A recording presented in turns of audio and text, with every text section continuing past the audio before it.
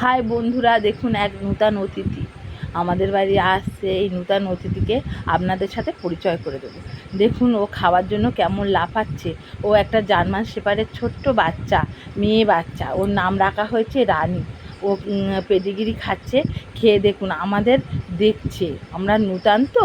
ও এই 1-2 দিন আগে আমাদের বাড়ি এসেছে, সবাইকে চিনছে, ভালো করে দেখছে। দেখে এবার ক্লান্ত হয়ে ঘুমিয়ে পড়বে। ঘুমিয়ে পড়লো।